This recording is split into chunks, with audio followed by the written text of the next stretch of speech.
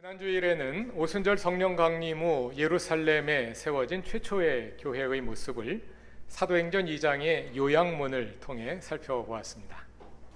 요약문 가운데 2장 46절에 의하면 처음 그리스도인들은 날마다 한 마음으로 성전에 열심히 모였습니다. 그날도 베드로와 요한은 오후 예배 시간에 맞추어 성전에 올라가다가 성전 입구에서 한 장애인을 고쳐주게 됩니다. 그로 인해 촉발된 사건들이 사도행전 3, 4, 5장에 길게 담겨 있는데요. 오늘은 먼저 사건의 공간적 배경이 되는 성전의 구조를 간단히 살펴본 후에 3장의 본문을 읽어보도록 하겠습니다. 이것은 예수님 당시 예루살렘 성전의 모형입니다. 오른쪽이 북쪽이고 아래쪽이 동쪽입니다. 모형만 보아서는 성전의 규모를 가늠하기가 어려운데 다음 그림을 보시죠. 이 그림을 보니까 규모가 조금 느껴지시죠? 남서쪽에서 바라본 모습입니다. 그림에서 왼쪽 윗부분에 해당하는 북쪽 벽의 길이가 약 315m이고 오른쪽으로 연이은 동쪽 벽은 460m, 남쪽 벽이 280m, 서쪽 벽이 485m입니다.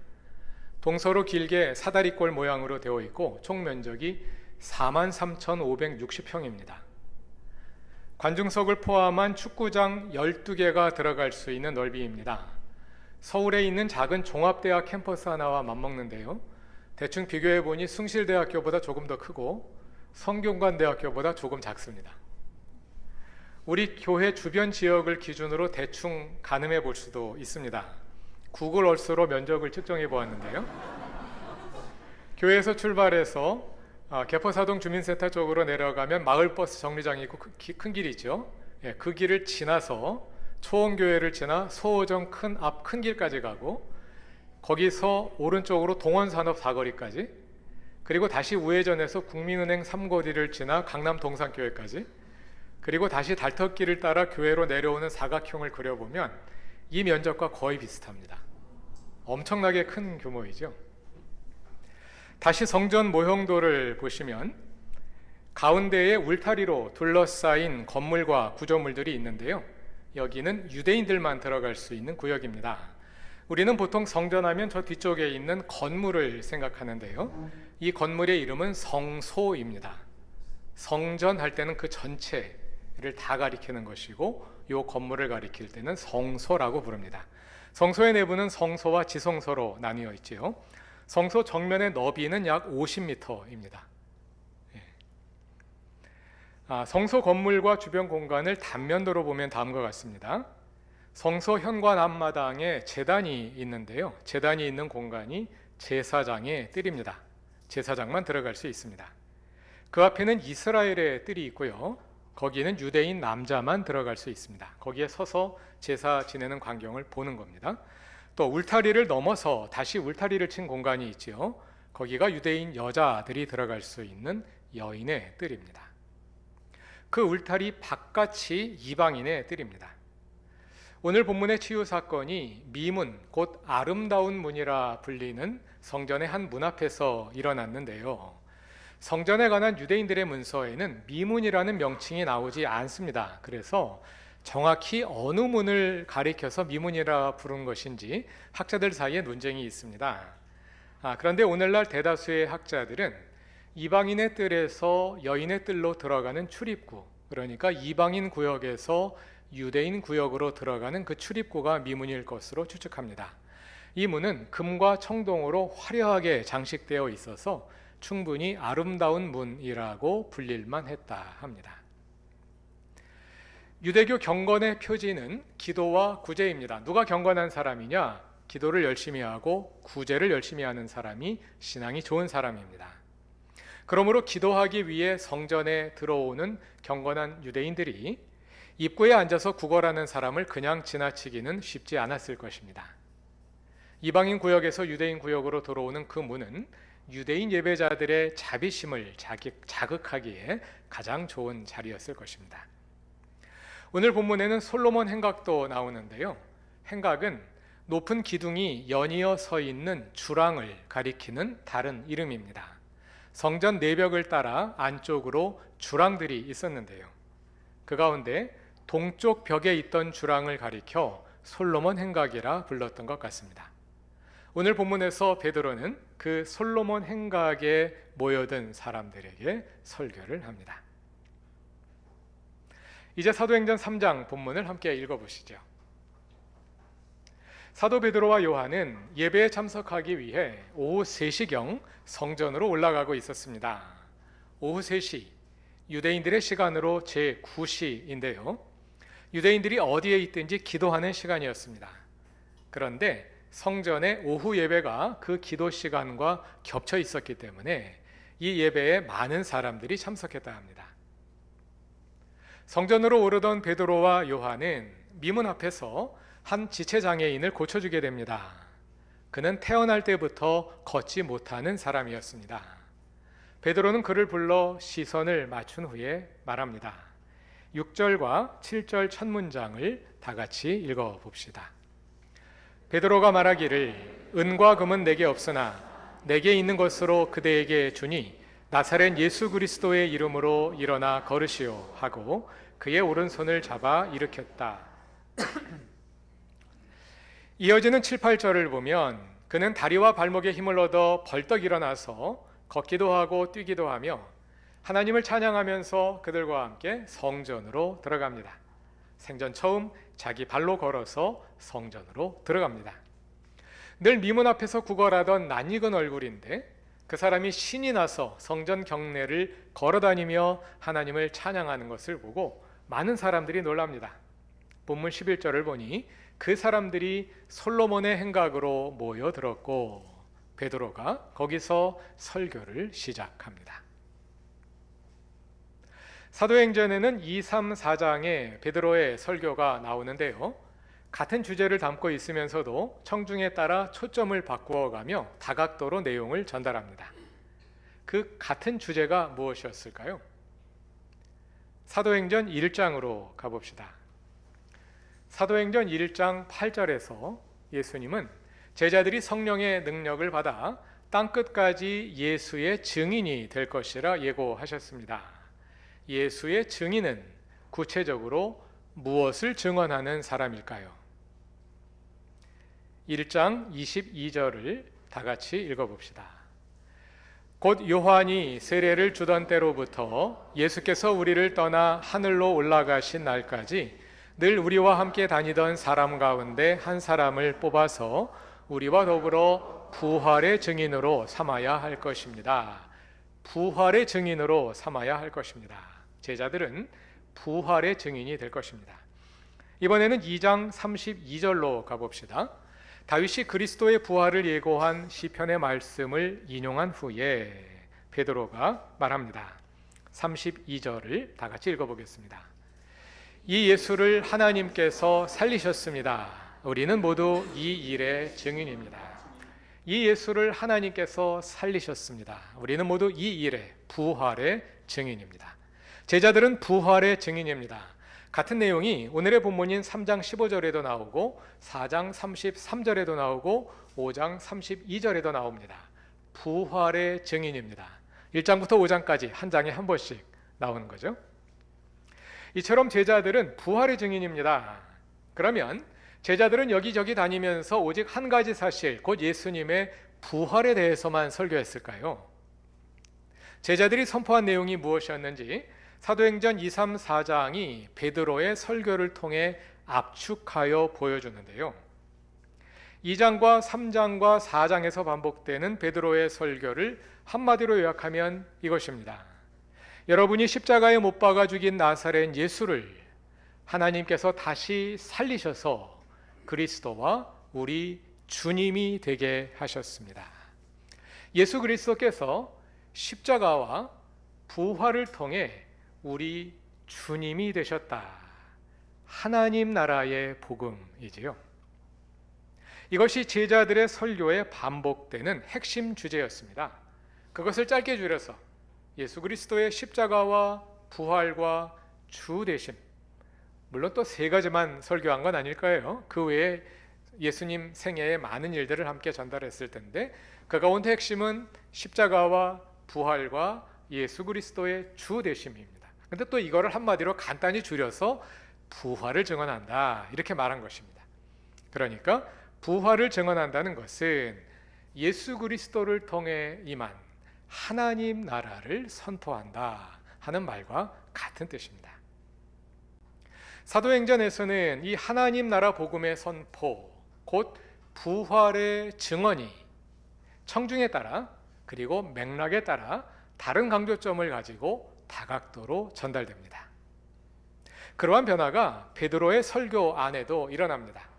2장, 3장, 4장에 나오는 세 편의 설교가 제각기 다른 강조점을 가지고 있는 것인데요.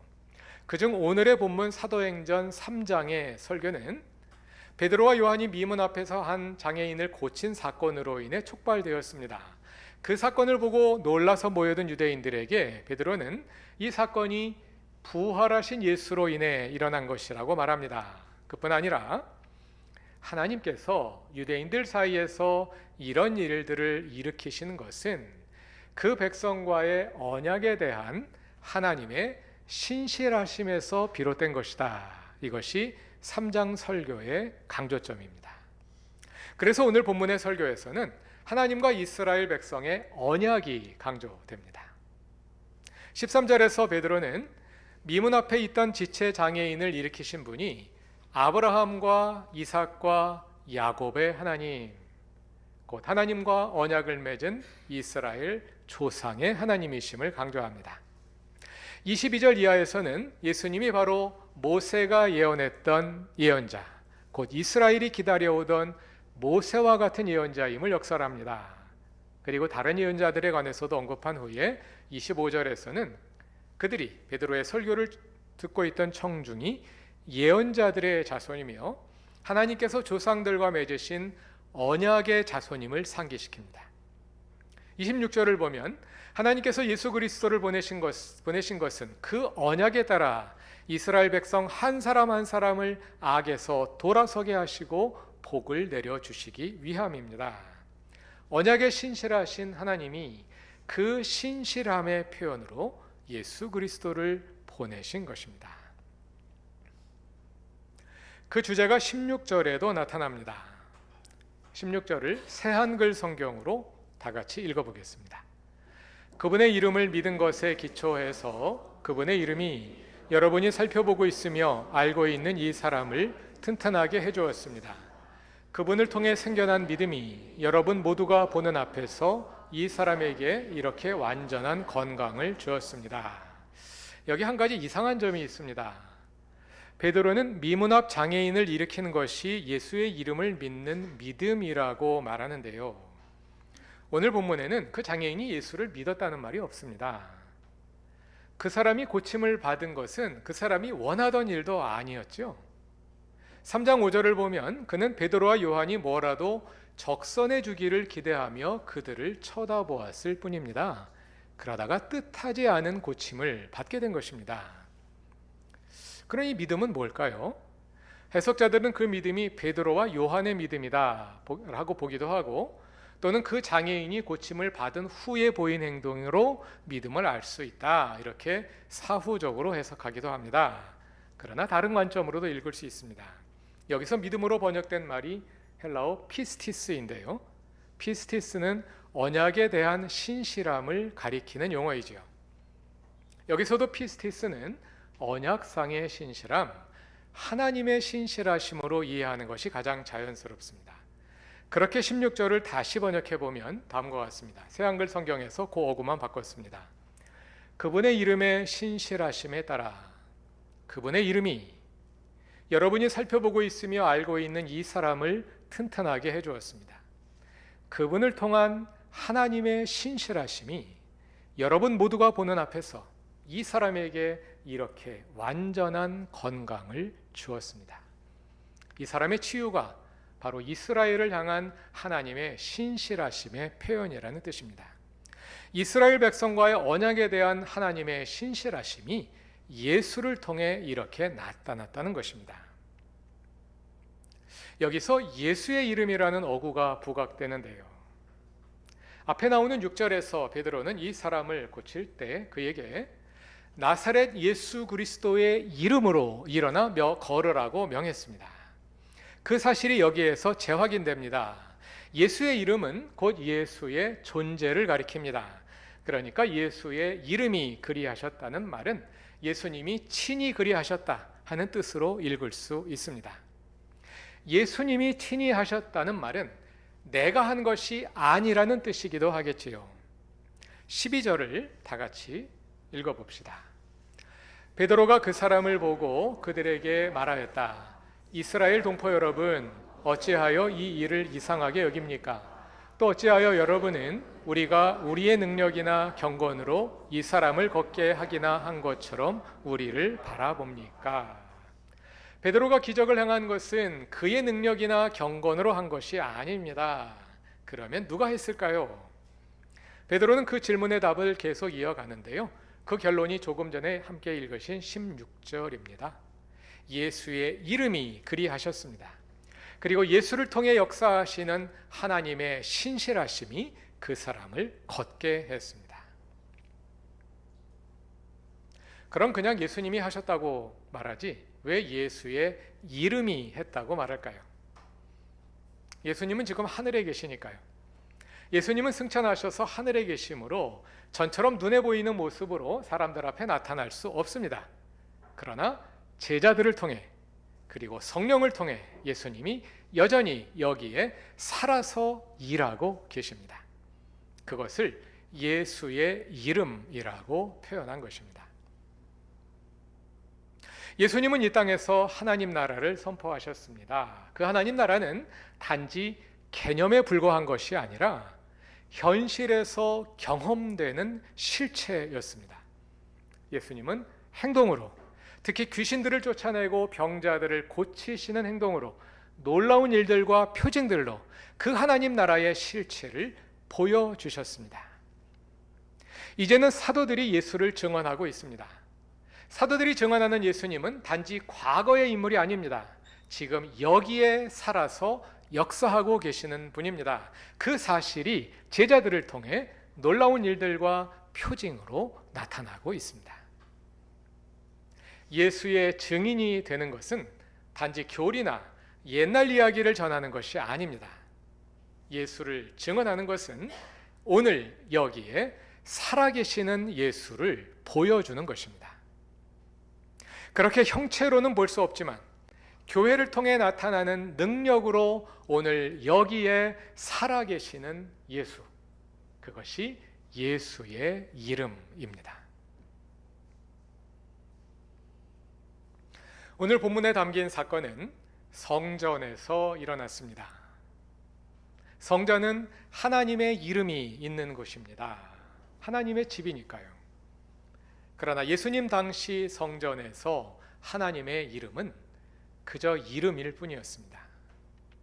하나님의 이름이 거기에 있었으나 하나님 이름의 능력은 거기에 없었습니다. 명목상의 하나님 이름, 명목상의 성전일 뿐이었습니다.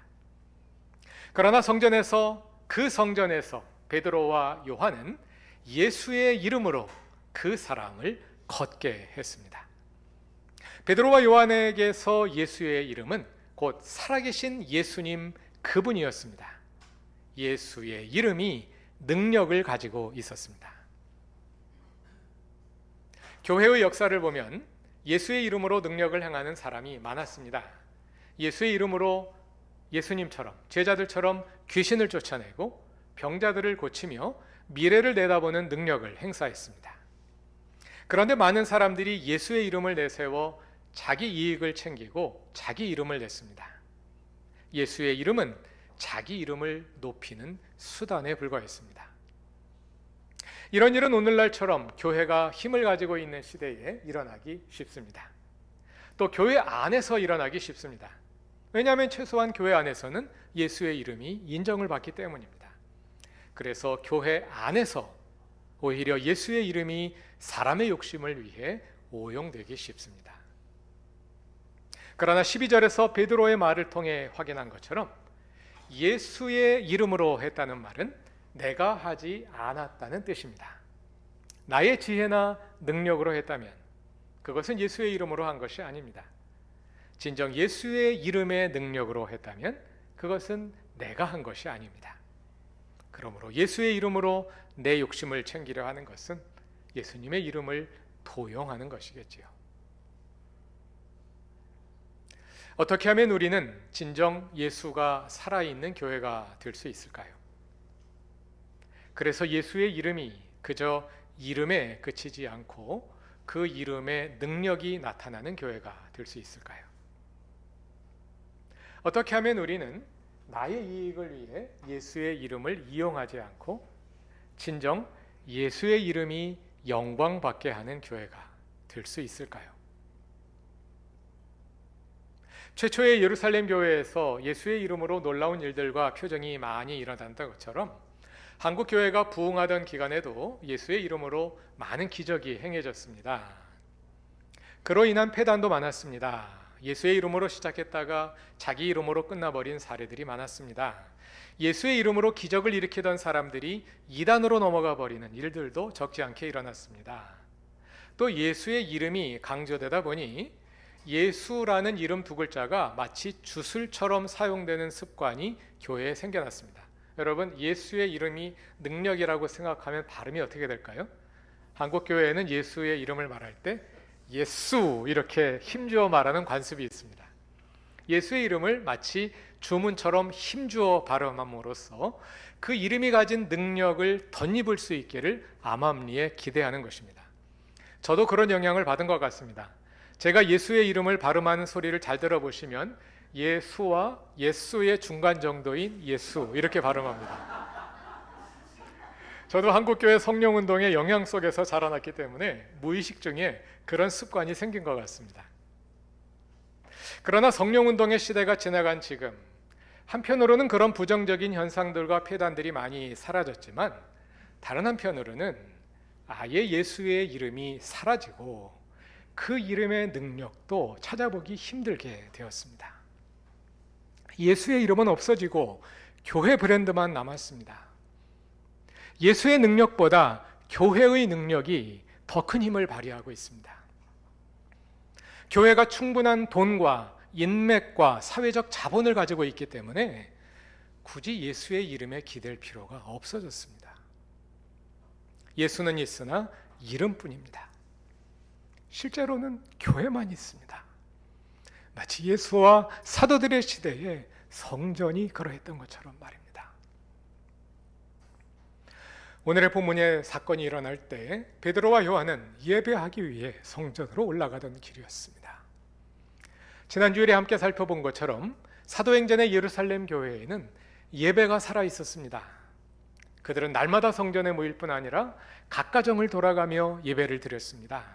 그리고 그 예배가 일상으로 이어졌습니다.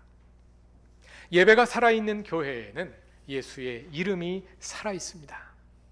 그래서 그 이름을 통해 하나님의 신실하심이 드러나고 그 이름의 능력이 나타납니다.